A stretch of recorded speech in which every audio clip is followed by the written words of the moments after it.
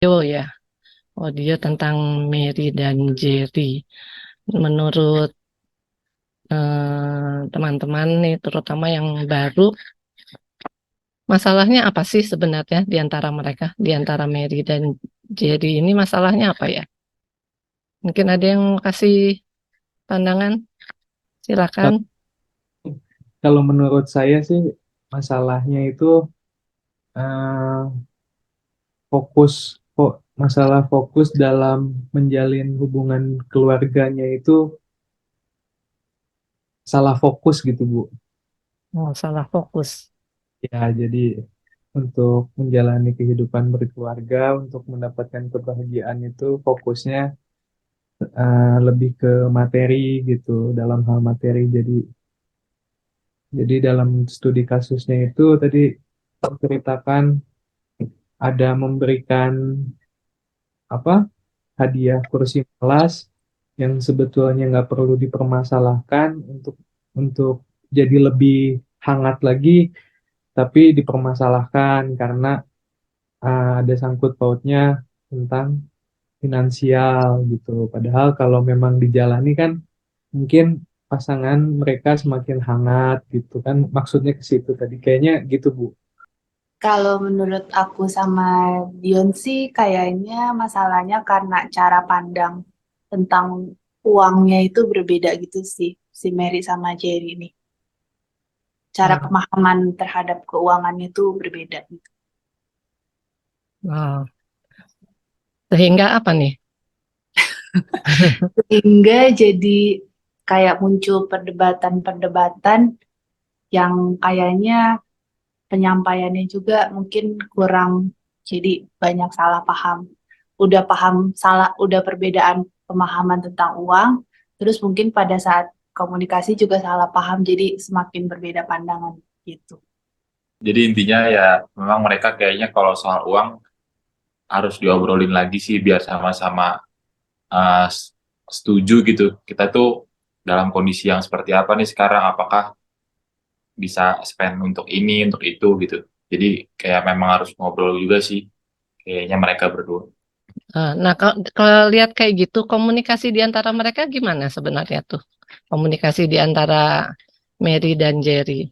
Bisa dibilang kurang baik juga sih Bu. Mungkin karena dipengaruhi sempat LDR juga sih Bu. Jadi mungkin mereka kayak udah teh baru nikah terus LDR mungkin jadi proses mengerti satu sama lainnya agak lama gitu kali ya Bu. Kalau menurut saya pasangan ini punya persepsi masing-masing gitu ya mengenai keuangan mereka. Dan eh, karena persepsi masing-masing dan ditambah dengan komunikasi yang kurang baik di antara mereka, maka timbulnya permasalahan seperti ini. Dan eh, keduanya juga mempunyai latar belakang masing-masing itu, Bu.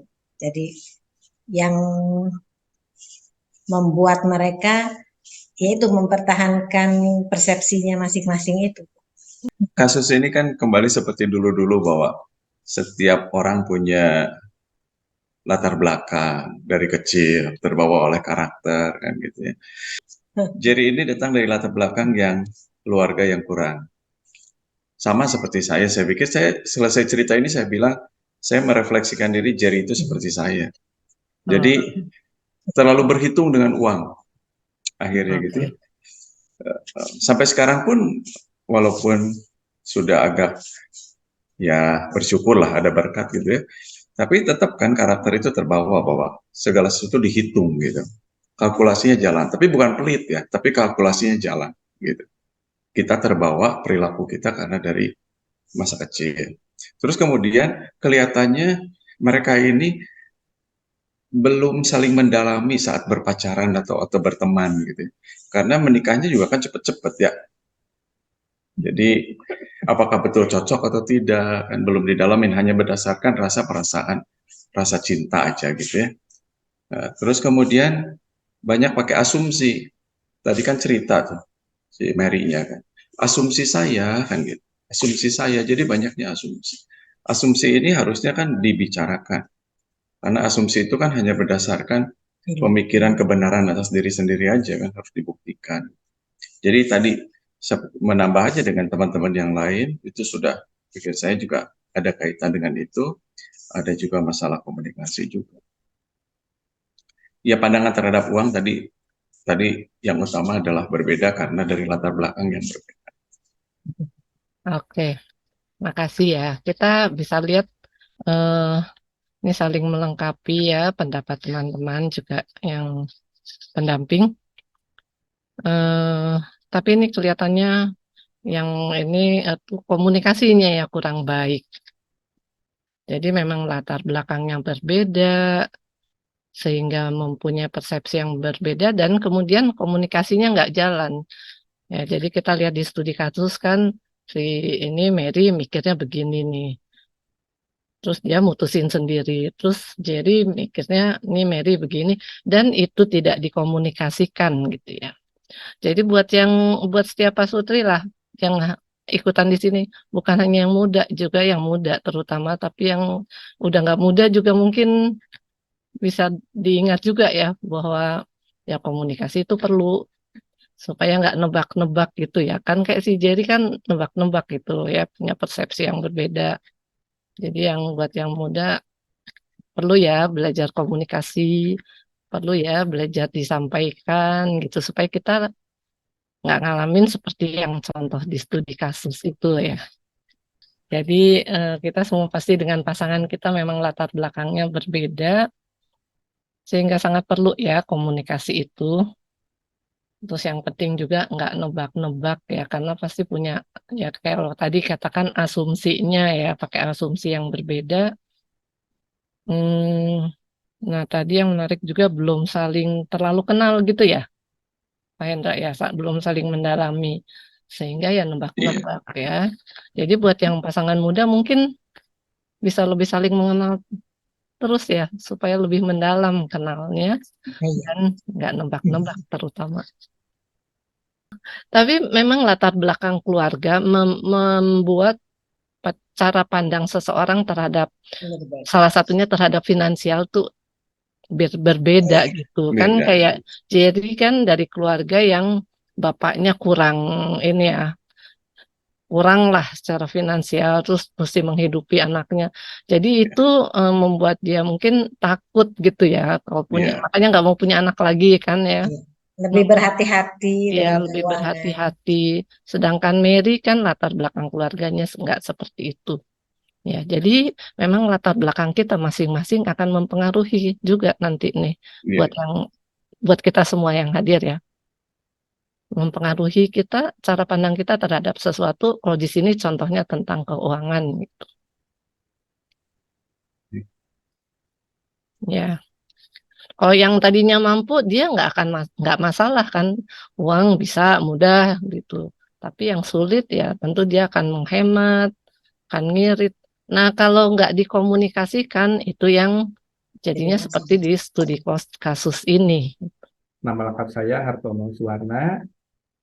Saya punya pengalaman cukup lama ya di bidang perbankan, lebih dari 15 tahun. Kemudian sempat juga mengelola bisnis retail, juga ikut membantu di bidang kesehatan. Sebenarnya mirip dengan kasus ini ya tadi ya. Nah, kebetulan istri saya seorang dokter, dan juga anak saya. Kemudian saya juga ada pengalaman sebagai praktisi keuangan ya, ikut investasi nggak banyak ya, tapi eh, terus belajar ya sampai saat ini. Dan juga saat ini saya cukup terlibat untuk membantu di staf pengawas di satu yayasan pendidikan. Ya. Selain itu, saya ikut juga kegiatan organisasi di komunitas Kingdom Business Community dan melayani konseling di Rumah Konseling Parahyangan yang sebagai bagian dari LK3. Ya. Nah, itu perkenalan dari saya dan nanti mungkin saya ingin juga dengar eh, dari rekan-rekan di sini semua, apa sih harapan dari rekan-rekan dan juga mungkin dari Bapak Ibu yang lain sehingga mau menginvestasikan waktunya untuk mengikuti sesi ini? Apa harapannya supaya saya mungkin bisa lebih paham ya dan mengaitkannya dengan materi yang nanti kita akan dengar bersama. Ya, silakan untuk peserta yang mau sharing, boleh. Ya, apa harapan Anda ikut dari materi ini? Silakan yang mau berbagi.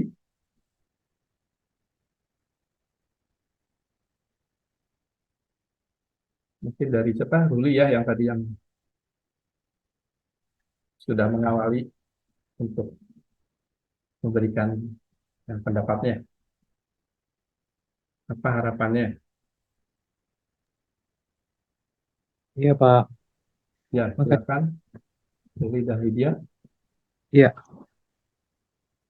harapan dari kami sih selama mengikuti CTC ini adalah berharap supaya setiap pasangan gitu Pak, kita yang umat Kristiani gitu ya, Ya, kita punya pondasi yang baik gitu Pak.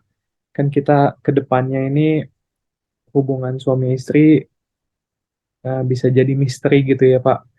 Karena kita belum pernah punya pengalaman gitu. Jadi dengan banyaknya sekarang informasi di luar gitu, tapi dengan adanya CTC ini yang udah dibentuk dari GKI Kebon Jati ini, harapannya itu akan membentuk pasangan suami istri dari umat Kristen yang fondasinya yang baik gitu Pak untuk jalan ke depannya. Itu sih Pak. oke. Sip. Boleh ditambahkan kalau mungkin ini khususnya untuk materi sekarang ini ya tentang pengelolaan keuangan keluarga Kristiani. Nah, ini bisa lebih spesifik ini, Ruli? Oke. Kalau untuk salah satunya kan ada masalah tentang keuangan gitu ya Pak. Hmm, Nah, kalau dari masalah keuangan ini kan kita setelah berkeluarga, khususnya suami istri ini kan kita masing-masing otomatis mau suka atau tidak suka, kita kan harus terbuka gitu ya Pak ya, ya, suami istri gitu, karena kita udah menjadi satu. Nah, keterbukaan ini bagaimana sih caranya cara membagikan hal yang terbuka secara positif gitu Pak. oke. Kan kan cara terbuka, tapi kalau kita hanya terbuka tapi dengan rasa yang tidak sopan juga nanti nyampainya nggak baik gitu. Jadi kita bisa belajar bagaimana cara terbuka tuh yang baik dan benar gitu Pak. Oke. Sehingga salah arah Ya, itu jadi Pak. bagaimana suami dan istri bisa artinya sama-sama mengetahui ya kondisi keuangannya masing-masing dan khususnya juga dalam keluarga ya sebagai satu kesatuan gitu ya, Luli ya. Iya Oke, betul. makasih, bagus ya. Ada yang Nah, lagi yang lain? Harapannya apa?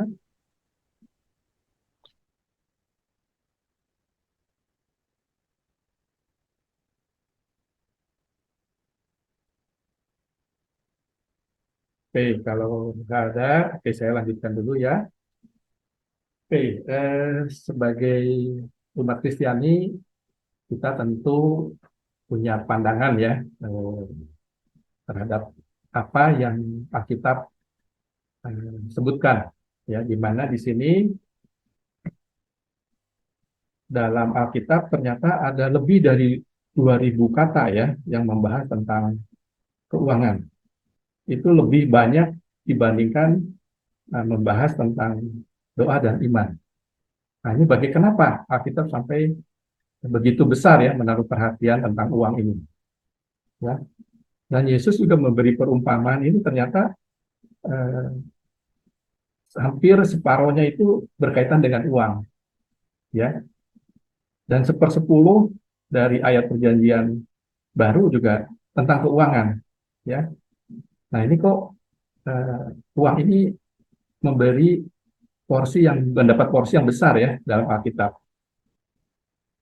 Nah kita juga mungkin eh, pahami ya di mana saat ini kalau kita berpatokan kepada data-data nih ya dari BPS sendiri menyebutkan bahwa tahun 2022, nah ini saat pandemi ya, itu angka perceraian itu ternyata merupakan angka yang tertinggi dalam 6 tahun terakhir, ya. Dan mayoritasnya itu ternyata disebabkan oleh pertengkaran dan perselisihan. Nah, seperti kasus tadi ya, awalnya itu. Nah, terus juga ternyata di situ ada merembet ke masalah ekonomi, kemudian juga salah satu ingin meninggalkan, adanya poligami, hingga akhirnya terjadi KDRT. Dan ini memang berkorelasi positif dengan apa yang saya alami ya dalam pelayanan konseling di rumah konseling Parayangan DLK 3. Memang kasus perceraian ini ternyata meningkat, ya. Dan seperti kasus tadi, beberapa kasus itu sebagian besar ya, bukan beberapa lagi, itu dorongan perceraian ini itu munculnya dari pihak istri, sama seperti yang kasus ini. Bahkan di sini sebutkan menyolok sekali ya, 75%. Jadi ini satu kondisi yang cukup memprihatinkan, ya. Kemudian untuk pasutri muda khususnya ya, nah ini kita perlu perhatian mengapa juga dari DKI Kebon Jati concern ya terhadap pasutri muda ini. Karena memang pasutri muda memang mentalnya kurang siap ya. Anak muda tentu kan berbeda ya dengan mungkin yang sudah usia lebih lanjut ya, punya pengendalian emosi lebih baik ya, pengalaman dan juga banyak hal yang membuat mentalnya lebih siap. Selain itu karena pengendalian diri juga suka terjadi adanya kekerasan.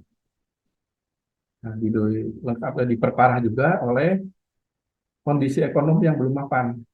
Ya karena memang sebagian besar misalnya ada yang baru memulai usaha atau bekerja di satu perusahaan yang baru beberapa tahun ya.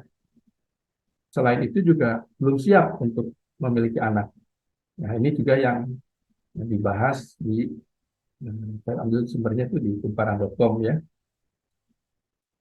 Nah, ini yang saat ini terjadi di mana dari hasil survei dari Otoritas Jasa Keuangan, pengetahuan tentang keuangan oleh seluruh penduduk ya, artinya ini kita seluruh Indonesia ya, dan akses terhadap pengelolaan keuangan untuk ke bank ataupun juga lembaga-lembaga investasi itu kurang dari separuh. Tapi angka ini lebih baik dibanding beberapa tahun sebelumnya.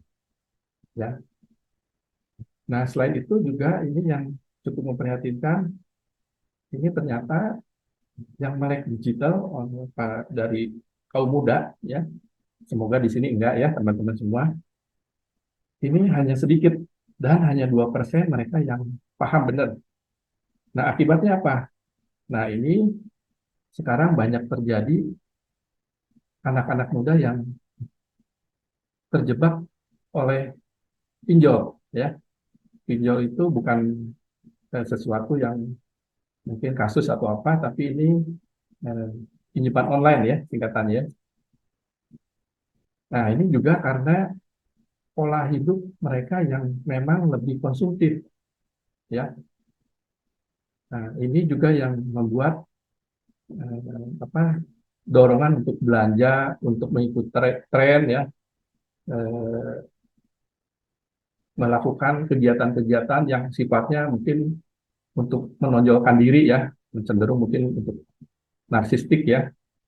Nah, sehingga mereka tidak peduli berapa besar uang yang mereka ada, saya bisa ambil lah, paling buka handphone, dalam beberapa menit sudah dapat uang sekian juta masuk ke rekening.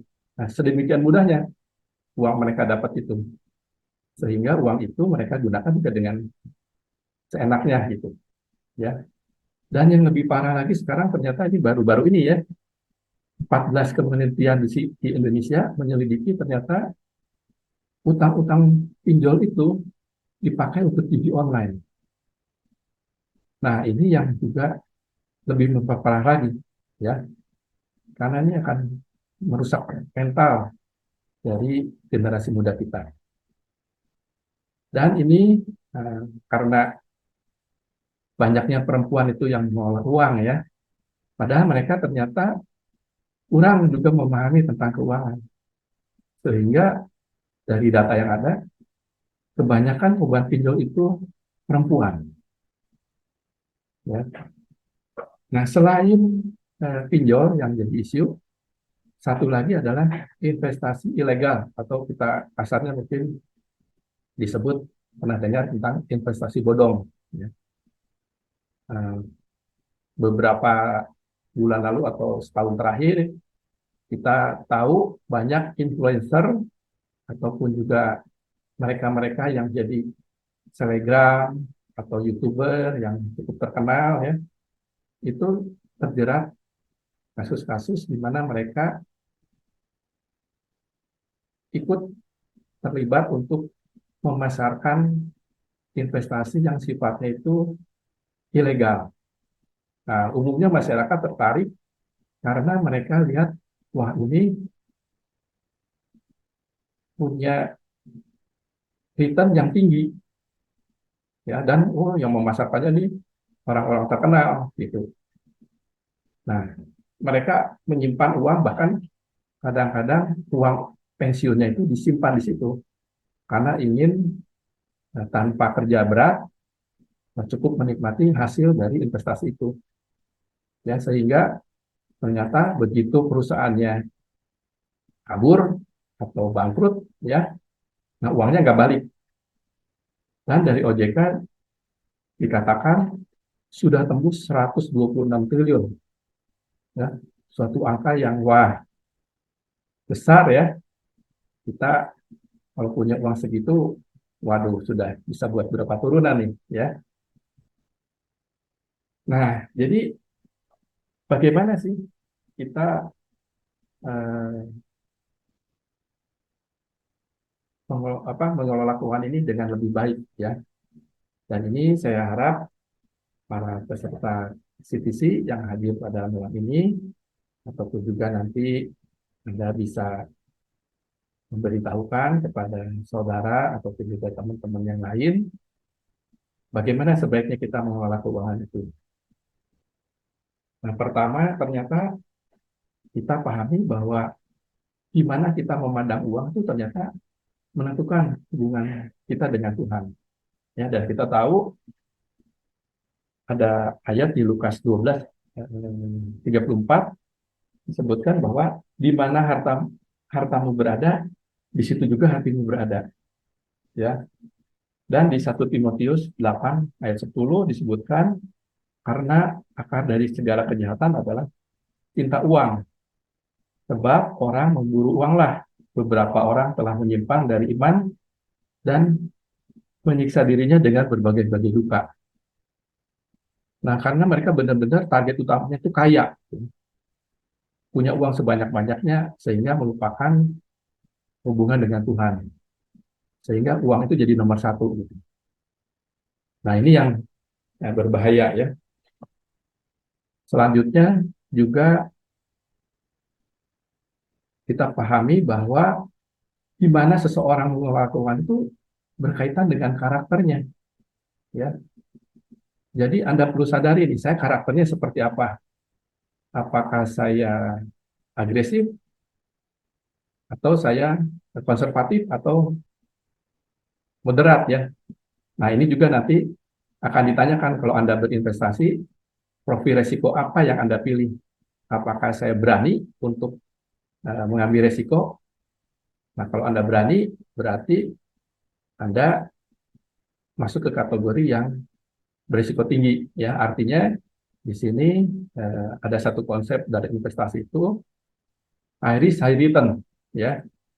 Nah, satu pilihan yang Anda ambil kalau Anda itu mengerti bahwa ini berisiko tinggi, nah ini biasanya Anda pilihnya itu pasti yang returnnya itu tinggi juga, gitu.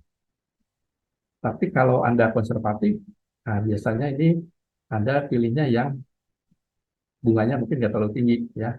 Ini istilahnya mungkin kalau bahasa Jawa itu alon-alon asal kelakon gitu ya. Ini. Nah, penting juga untuk para pasutri ini kita harus bisa membedakan apa keinginan dengan kebutuhan. Nah, kira-kira di sini apakah ada yang bisa memberikan pemahaman tentang ini? Gimana sih kita bedakan keinginan dan kebutuhan ini? Silakan, mungkin ada yang dari peserta di sini memberi penjelasan untuk membedakan keinginan dengan kebutuhan. Apa bedanya?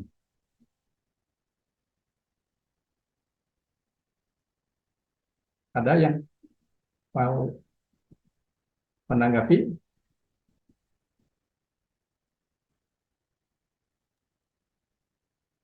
Sally udah mau ngomong ya kayaknya ya. Oh ya, ayo silakan. Mic-nya dibuka. Nanti hadiahnya menyusul ya. Halo Pak Hartono. Oh ya, silakan. Kalau keinginan sama kebutuhan, biasanya kalau keinginan nih yang jatuh-jatuhnya kalau dipenuhi jadinya sesuatu yang impulsif. Kalau misalnya kebutuhan memang sesuatu yang necessary yang memang harus kita beli gitu. Contohnya mungkin kita di sini butuh butuh handphone gitu ya. Tapi sebetulnya handphone apapun fungsinya kan sama sebagai alat komunikasi. Tapi biasanya jadi keinginan eh, kita sebenarnya masih ada handphone nih, cuman karena ingin yang lebih bagus, jadinya itu keinginan gitu. Kayak gitu sih mungkin kira-kira. Wah, luar biasa tepat ya apa yang disampaikan oleh Sally. Makasih ya Sally. Ini sudah pengalaman juga ya. Biasa mungkin kalau belanja ini salah satu yang membedakannya ya. Kalau Anda belanja ke supermarket ataupun mall, kalau orang yang tahu kebutuhan dia udah bikin list ya. Saya mau beli A, B, C, D. Nah, begitu masuk mall, kemudian oh dipasang ini kan banner-banner ada apa itu halo-halo apa-apa tentang ada promo ada itu. Nah, kalau yang orang bisa membedakan keinginan kebutuhan ini akan fokus kepada apa yang ditulisnya itu. Nah, tapi kalau orang yang mudah tergoda, nah terutama oleh keinginan ini sehingga ini oh ada promo ini beli satu gratis satu atau oh ini di diskon 70% ya sampai 70% gitu. Wah, ini tadinya belanjanya A bisa jadi C dan D gitu ya. Nah, akibatnya pengeluaran yang tadinya dianggarkan 10 bisa jadi 20 gitu. Nah, ini yang membedakan keinginan dan kebutuhan dan tidak banyak orang yang dapat mengendalikan keinginan ini. Ya, terima kasih ya, Sally. Saya yakin udah punya ya dasar-dasar untuk keuangan ini. Nah, terima kasih. Nah, berikutnya ini saya ingin juga menanyakan mana yang lebih mudah ya, penerimaan atau pengeluaran dalam mengelola keuangan ini. Mana yang lebih mudah?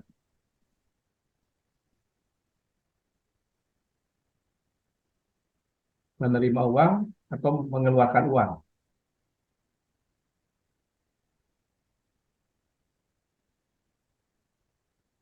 Ya, silakan. Senang ya, senang Mering. Halo. Senang nerima ya Pak? Iya. Lebih menerima ya.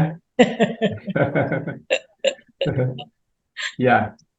Nah, ini betul ya. Jadi memang menerima lebih Khusus mudah untuk ya.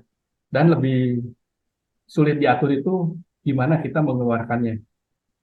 Ya. Karena sebenarnya dasar dari mengelola keuangan dengan baik itu adalah bagaimana kita mengatur pengeluaran ini. Nah, kalau pengeluaran kita tidak diketahui, ya, kemudian juga kita kurang bisa mengendalikan atau merem ya, seperti tadi keinginan-keinginan kita, berapapun uang yang kita terima itu akan habis. Dan kita mungkin nggak tahu uang ini larinya kemana. Ya. Saya terima rasanya nih 1 juta bulan ini, terus bulan setelah dipakai, oh ini habis ya dalam waktu sebulan. Nah, kita bingung ini uangnya kemana ya misalnya, dipakai apa saja gitu. Nah, ini kalau kita nggak punya catatan ataupun juga anggaran, ini akan berbahaya. Seperti tadi yang kasus Mary dan Jerry ya. Nah, juga tadi disinggung ya, tadi Pak Hendra atau Pusonya ya udah nyinggung. Uang itu sebenarnya dari mana sih asalnya? Nah, kalau boleh tahu dari peserta di sini CTC, apakah semuanya berbisnis atau bekerja atau berapa banyak nih yang eh, bekerja ataupun berbisnis? Dion, Sally, apa dua-duanya? Aku sama Dion dua-duanya sama kerja. Oh, kerja. Oke, oke. Ya. Yang lain gimana yang lain?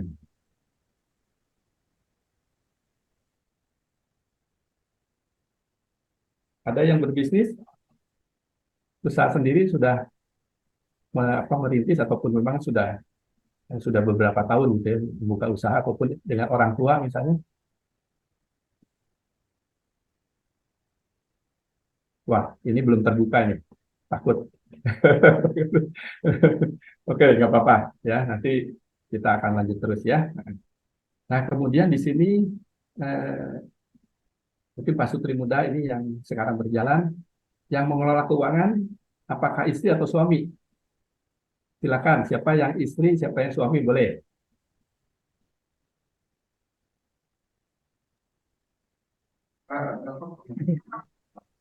Gimana?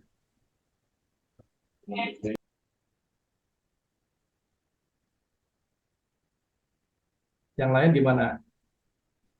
Yang mengelola siapa? Nah, Mungkin kayaknya Magda, ya Magdalena kayaknya ya mau Magdalena, silakan. Ya, halo malam Pak. Malam, ya silakan.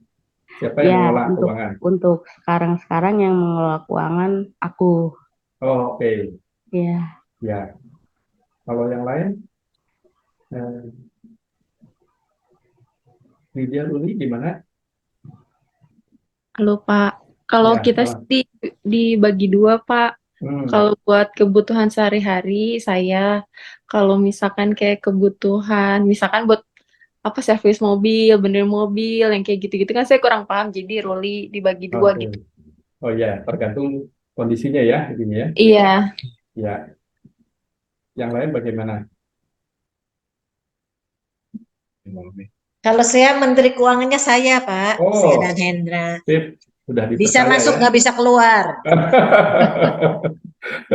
Luar biasa ini Menteri Keuangan yang hebat ini. Itu terjadi karena sudah pengalaman bisa dipercaya kan. Wah, sip, sip. Ya, ya ini eh, boleh istri, boleh suami ya. Jadi tergantung kondisi. Iya. Nanti kita bahas bersama ya. Iya. Nah, kemudian juga apakah sudah saling terbuka ataupun juga dapat bekerja sama, nanti kita akan juga bahas bersama ya. Dan uang itu gimana sih seharusnya dipakai ya? Mungkin Anda berpikir ya, kalau misalnya saya punya uang 100 nih, sebenarnya berapa persen yang diinvestasikan?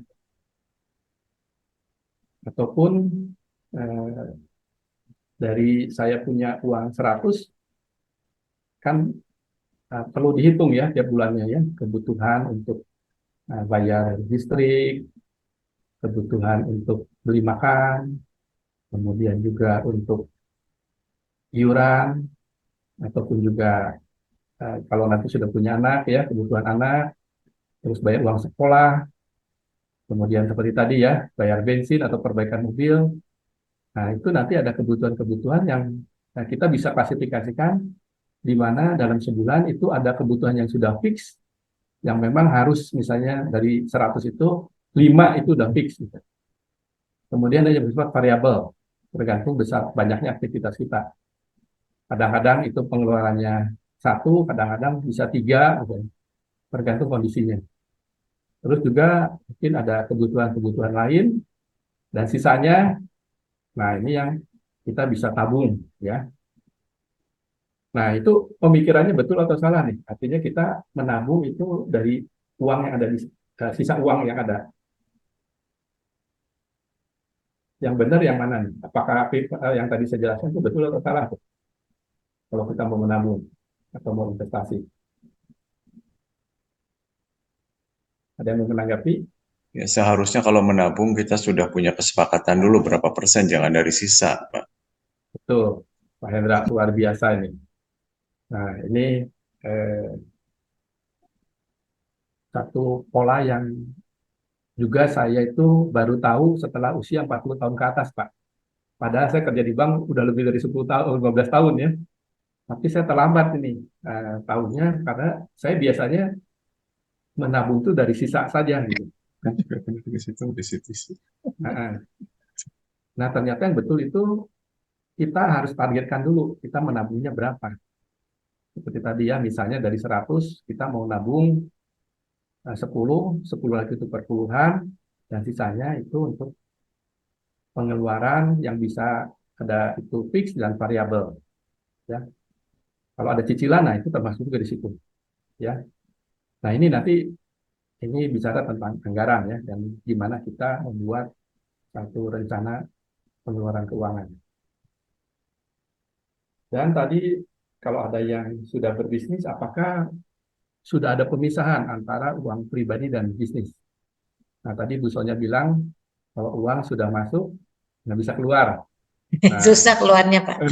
susah keluarnya ya. Dicek dulu berapa.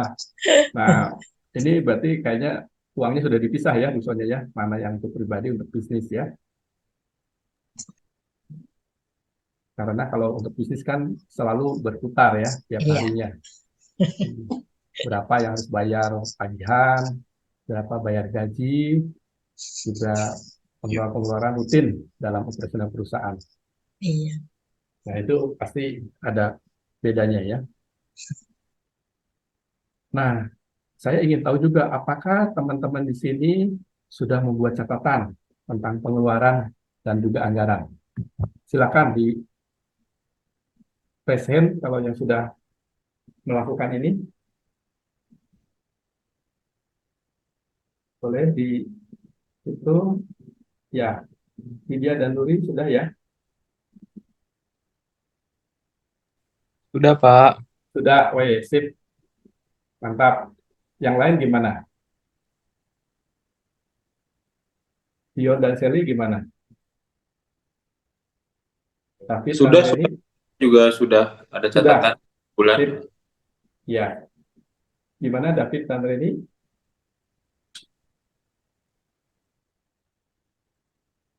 Silakan di-unmute.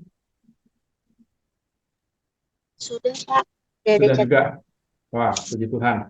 Artinya ini kayaknya sesi saya sudah selesai, Pak. Gitu ya, Bu Sandra. Ini kayaknya sudah selesai nih. Sudah pada pintar-pintar nih. Artinya sudah mengerti gimana membuat pengelolaan keuangan dengan baik ya. Nah, ini juga salah satu juga yang penting kita harus lakukan ya untuk mencatat pengeluaran ini. Nah, dan ini selain secara manual, sekarang juga bisa banyak aplikasi ya yang ada di handphone kita. Dan kita tiap kali ada pengeluaran, kita tinggal input dan ini bisa langsung terkonek juga ke rekening bank yang ada di kita sehingga kita bisa update tuh ya saldo bank kita berapa gitu sisanya ya. Dan juga kita nanti di akhir bulan kita bisa tahu berapa besar pengeluaran kita untuk beli makanan, berapa besar pengeluaran untuk misalnya transportasi ya dan pengeluaran lainnya. Nah, ini akan sangat berguna. Nah, jadi kalau kita sudah berkeluarga, nah ini merupakan satu hal yang penting di mana kita harus punya kesepakatan ya untuk membuat perencanaan keuangan khususnya. Dan kita harus punya tujuan bersama ya yang memang sudah ditetapkan. Nah, nanti kita akan bahas gimana sih harus menetapkan tujuan itu ya, di mana ini terkait juga dengan visi dan misi yang kita mau tunjukkan ya, tujuan kita. Kemudian juga sebagai umat Kristiani, ya kita buat prioritas ya, di mana kalau kita punya keuangan tentu juga uang ini kita sadari bahwa ini merupakan satu berkat yang kita peroleh dari Tuhan. Sehingga sudah layak dan sepantasnya ya kita juga memberikan uang ini untuk kemuliaan Tuhan. Di samping kita tentu juga memakainya untuk kebutuhan dan keinginan yang ada di kita. Dan kita juga perlu memahami ya tentang tahapan kehidupan. Nah, ini kita sadari mungkin untuk Anda semua di sini yang khususnya Pak Sutri di usia antara 20 sampai 30 ya. Di mana setelah menikah kalau nanti Anda punya anak seperti mungkin teman-teman CTC berikutnya itu akan ada juga biaya persalinan, dan saya juga cukup surprise ya, ternyata biaya persalinan sekarang ini sudah lebih dari 30 sampai 50 jutaan ya untuk persalinan ini untuk di rumah sakit yang menengah atas ya. Kemudian juga kita mungkin perlu beli perabotan-perabotan kebutuhan anak kita ya, baju, sandang pangan ya. Nah, nanti setelah anak itu besar, tentu juga ada biaya pendidikan yang harus kita alokasikan. Dan kalau Anda belum punya rumah, nah ini tentu satu kewajiban juga untuk menyisihkan penghasilan itu untuk bisa membeli rumah. Ya, apakah itu bisa secara cicilan juga memungkinkan, nanti dihitung ya KPR-nya berapa besar, angsuran per bulan, berapa besar penghasilan kita kalau itu berdua, jadi penghasilan berdua. Kira-kira maksimumnya biasanya kalau untuk cicilan itu 30% dari kita punya penghasilan itu, untuk cicilan itu jangan lebih dari itu, karena itu akan mengganggu aliran keuangan kita, cash flow-nya yang dari ada di keluarga itu ya. Nah, kemudian juga sesekali kita juga perlu liburan ya, mungkin nanti menjelang Natal ya. Dan kalau memang diperlukan, mungkin ada perlu renovasi rumah juga ya, mungkin tambah kamar ataupun juga ini juga ruangan tambahan ya. Nah, untuk para pendamping di sini yang usia mungkin udah lebih dari 40 tahun atau bahkan mendekati pensiun, nah, sudah berpikir gimana nih kita mau berbagi warisan ya. Di samping juga tentu kita harus lebih aktif melakukan medical check up. Nah, itu mungkin kita jadi bisa paham ya tahapan-tahapan kehidupan apa yang ada pada saat ini dan hal apa yang kita perlu perhatikan. Nah, ini yang kita perlu ketahui, ini salah satu yang juga perlu kita sadari ya, di mana untuk keuangan ini ada yang disebutnya namanya tuh dalam pengelolaan keuangan atau financial planning ya, itu ada yang disebut namanya piramida keuangan, di mana di sini di paling bawah ini itu ada yang disebut kebutuhan ya, kebutuhan. Jadi ada kebutuhan dasar di mana itu kita harus bisa memenuhi berapa besar biaya hidup kita yang sehari-hari ya, terutama yang memang ini harus keluar. Nah, ini disebut cost of living. Kemudian juga kalau itu sudah terpenuhi, kita harus alokasikan juga ada namanya dana darurat. Nah, ini dana ini yang dipakai kalau sewaktu-waktu kita mengalami musibah ataupun juga seperti misalnya sakit ataupun juga ada hal-hal yang di luar dugaan ya, misalnya ada gempa ataupun juga bencana lain yang tidak kita harapkan ya, ataupun juga misalnya seperti sekarang kondisi ekonomi kurang baik ya, khususnya untuk yang bekerja tiba-tiba misalnya perusahaannya tutup, nah, dan kita di PHK. Nah, ini kita perlu ada dana darurat ya, sehingga dalam jangka waktu tertentu, nah biasanya di sini kalau udah menikah itu minimum 6 bulan ya dari Anda punya penghasilan itu, dari pengeluaran itu harus sudah disiapkan di tabungan yang sewaktu-waktu bisa ditarik. Jadi dalam jangka waktu 6 bulan ini, Anda bisa bersiap-siap tanpa artinya keluarga Anda kesulitan untuk mencari kerja kembali. Jadi ini punya istilahnya eh, bantalan lah ya untuk kita bisa tetap menjaga kelancaran keuangan keluarga. Selain itu juga kita perlu melakukan proteksi ya kalau suatu kali kita mendapat bencana atau musibah seperti belum lama ini mobil saya ditabrak dari belakang oleh motor. Untung eh, masih untung ya walaupun itu ditabrak, nah ada asuransi sehingga kalau misalnya itu ditanggung sendiri kayaknya bisa jadi lebih dari 10 juta itu kerugian saya. Nah, tapi dengan adanya asuransi saya hanya mengeluarkan sekitar 300.000 dan masuk ke bengkel dan nanti oleh asuransi itu diperbaiki ataupun diganti spare part yang baru. Nah, ini yang kebutuhan-kebutuhan ini yang menjadi fondasi ya dari rencana keuangan kita ini kita perlu penuhi dulu. Nah, kalau sudah penuh untuk dipenuhi, kemudian berikutnya, nah ini ada dana pendidikan ya, khususnya yang sudah punya anak, yang tadi saya singgung, untuk yang sudah mau pensiun, harus sudah juga menyiapkan ya dana pensiun, juga untuk warisan ya. Dan tahapan berikutnya mungkin beli mobil baru, rumah kedua, ataupun juga liburan bersama keluarga. Nah, dan tadi saya singgung, sebagai umat Kristiani, kita juga perlu berbagi, ya, di mana kalau memang kita punya keuangan lebih, ya, ataupun juga kita harus sudah sisihkan untuk kemuliaan Tuhan. Nah, di sini bisa kita berbagi kepada hal-hal yang sifatnya itu bisa di gereja ataupun kegiatan sosial lainnya. Nah, ini yang tentang piramida keuangan, ya. Nah, ini untuk keuangan tahun 2024 dan ini saya pikir momen yang tepat ya, di mana ini kan bulan Oktober ya untuk tahun 2023. Ini saatnya buat kita semua mulai menyusun rencana untuk tahun depan. Dan saya yakin kalau Anda yang punya perusahaan ataupun juga ikut di level top management di satu perusahaan, sudah mulai bersiap-siap untuk menyusun rencana tahun 2024.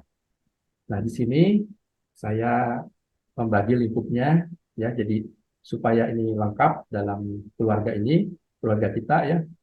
Jadi lingkupnya kita bagi ada tentang rohani, ada jiwani, ya, kemudian untuk kesehatan tubuh, juga untuk bidang relasi, kemudian juga untuk keluarga kita dan keuangan. Nah, ini jadi bukan hanya satu bidang saja, tapi kita buat secara menyeluruh ya untuk rencana-rencana yang akan kita susun di sini. Nah, ini mungkin contoh ya di mana misalnya nih untuk keuangan keluarga ya, kita mau melakukan renovasi rumah dan kita punya planning di bulan Mei atau Juli tahun depan, Mei sampai Juli ya maksudnya. Dan itu ternyata setelah kita hitung-hitung, oh butuh anggaran sekitar 100 juta ya. Nah, kita cek saldo kita, oh ternyata di bank kita ataupun juga di uang simpanan yang ada di kita sudah siap sekitar 60 juta. Jadi kita kekurangan uang 40 juta. Nah, uang ini apakah bisa kita penuhi sendiri atau kita harus ajukan ke bank untuk kita mengambil kredit renovasi misalnya. Nah, ini tentu dengan perhitungan yang cukup matang ya. Atau juga misalnya kita punya anak mau daftar SD di tahun depan ya. Nah, ternyata biayanya sekitar 8 juta nih. Nah, kita sudah sisihkan uang 5 juta. Oh, berarti kita kurang 3 juta lagi. Berarti masih ada waktu nih ya. Kita ini sekarang bulan Oktober. Jadi nanti November, Desember, Januari, kekurangannya ini kalau kita nabung tiap bulannya 1 juta kita sisihkan, berarti di Januari uang kita sudah bisa cukup. Nah, ini pentingnya kita kalau membuat perencanaan keuangan, ya, target-target ataupun rencana kita yang disusun untuk tahun 2024, ini kita bisa persiapkan dengan lebih baik. Nah, ini juga mungkin yang menjadi saran dari konselor ya untuk tadi kasus dari Mary dan Jerry itu, ya, di mana memang konselor salah satunya juga menyarankan perlu adanya anggaran dan juga perencanaan, ya. Oke, saya rasa ini waktu saya sekitar berapa menit lagi, bisa Anda? Ada 5 menit lagi? Iya, sampai 3 menit lagi. 3 menit ya. Oke. Nah, jadi saya harapkan nanti teman-teman di sini, khususnya yang Pak Sutri ya, yang jadi peserta CPC, coba ya disusun bersama pasangan khususnya. Jadi tadi harus ada kesepakatan bersama apa saja rencananya. Kemudian kalau Anda memang eh, ada hal-hal yang ingin didiskusikan lebih lanjut dengan orang yang memang sudah pengalaman di bidangnya, ataupun juga bahkan kalau itu rencana satu yang cukup besar ya, cukup penting, nah bisa ke perencana keuangan yang memang punya keahlian di bidang itu, dan juga memang ini perencana keuangannya yang baik ya, yang benar gitu. Atau bisa juga kami bantu ya, dan memang kami di Rumah Konseling Parayangan ini ada layanan konseling untuk keuangan khususnya. Nah, ini saya mau sharing tentang satu kasus yang pernah saya tangani, dan ini memang pada saat pandemi juga ya, di mana memang eh, Pak Sutri ini sudah menikah lebih dari 15 tahun. Dan mereka dalam perjalanannya itu, ya seperti tadi kasus tadi ya, suka ada pertengkaran, perselisihan, dan memang komunikasinya juga kurang baik. Nah, salah satu juga yang menjadi penyebabnya ternyata mereka juga ya seperti tadi LDR ya, satu di Indonesia, satu di luar negeri, dan cukup singkat masa perkenalannya itu, sehingga satu sama lainnya kurang memahami bagaimana karakter masing-masing, ya. Akhirnya mereka saling menyalahkan, mulai dari misalnya mau pindah rumah, mau memulai bisnis, ataupun juga bagaimana mengurus anak, ya. Juga dalam pembagian kerja, khususnya di bisnis ini, di mana sang istri merasa, wah, gua udah kerja dari pagi sampai malam nggak berhenti, selain itu harus masak, harus ngurus anak juga. Ternyata suami santai-santai atau pergi kemana tanpa diketahui ya, pulang-pulang udah capek terus tidur misalnya. Ataupun juga pas ada kejadian di mana suaminya ternyata sakit dan cukup parah, nah istri merasa, wah ini rasain lo ya, apa ini terlalu banyak keluar, ataupun juga cara hidupnya yang nggak baik, sehingga akhirnya jatuh sakit dan itu salahnya sendiri. Ya. Saya sibuk nih mengurus usaha, jadi kurang bisa untuk membantu untuk merawatnya. Nah, cukup sampai akhirnya juga banyak hal, dan sampai pada satu titik pasti karena nggak tahan lagi, akhirnya meninggalkan suaminya dan juga keluarganya, dan membawa uang hasil usahanya itu. Juga data-data pelanggan apa semua juga diambil. Karena dia merasa selama ini yang kerja itu istri, ya, sehingga dia layak untuk membawa hasil usaha itu. Dan kemudian juga sang istri akhirnya merintis usaha yang mirip, ya, dan mereka pisah gitu, ya, belum belum melakukan ada perceraian. Nah, akhirnya jadi terjadi perselisihan yang makin berat gitu ya, dari rumah sampai ke bisnis, dan akhirnya sampai eh, makin parah gitu kondisinya. Nah, pas di sini juga ada campur tangan pihak ketiga, ya, di mana memang ini ada juga dengan kondisi seperti itu, ada pihak dari luar yang memanfaatkan kondisi ini, ataupun juga dari keluarga ya, mertua yang merasa wah ini pernikahannya sudah tidak layak lagi untuk dipertahankan.